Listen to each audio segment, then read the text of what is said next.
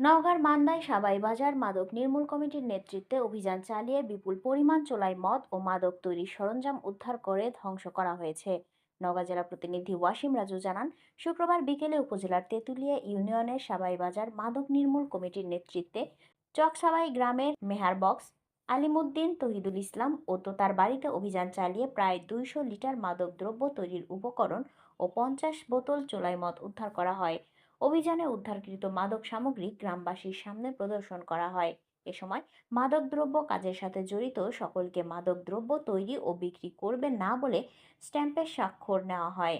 এরপর ইউনিয়ন পরিষদ প্রাঙ্গণে সকলের উপস্থিতিতে মাদকদ্রব্যগুলো ধ্বংস করা হয়। এ সময় ইউনিয়ন পরিষদের চেয়ারম্যান এস.এম. মোখলেছুর রহমান কামরুল, সাবাই বাজার মাদক নির্মূল কমিটির সাধারণ সম্পাদক সুমন সহ স্থানীয় গণ্যমান্য ব্যক্তি ও শতাধিক গ্রামবাসী উপস্থিত ছিলেন।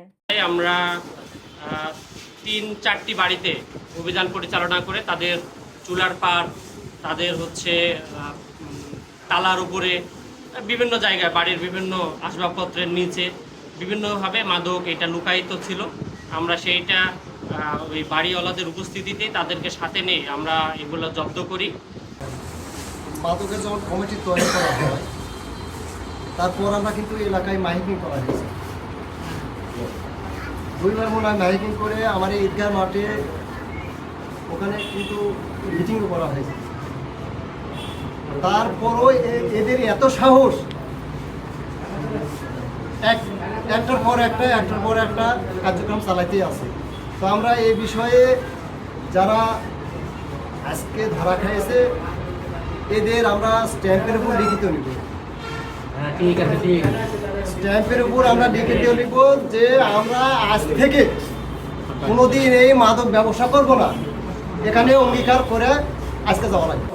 আজকে যে মাদক আমরা এটা সিজ করে নিয়ে আসা হয়েছে সেটা আমরা ধ্বংস করব।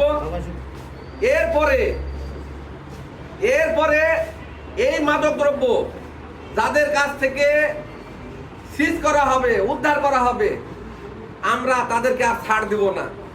আমরা ওই নামাজ, কাজ কাম সমস্ত কিছু অফ রেখে এগুলো বিল পাথার বিভিন্ন জায়গা থেকে তুলে নিয়ে আসবো। আবার কিছুদিন পর আবার ব্যবসা শুরু করবে, এটা হতে দেওয়া যাবে নাকি?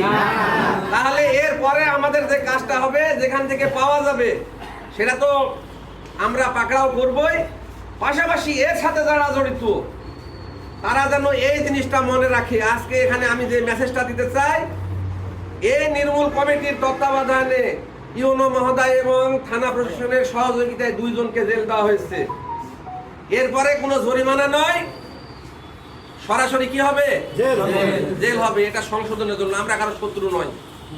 এই জিনিসটা যারা এই মাদক কারবারের সাথে জড়িত আছেন, আপনাদের কাছে এই মাদক নির্মূল কমিটি এবং ইউনিয়ন পরিষদের চেয়ারম্যান হিসাবে আমার এটা স্পষ্ট বার্তা।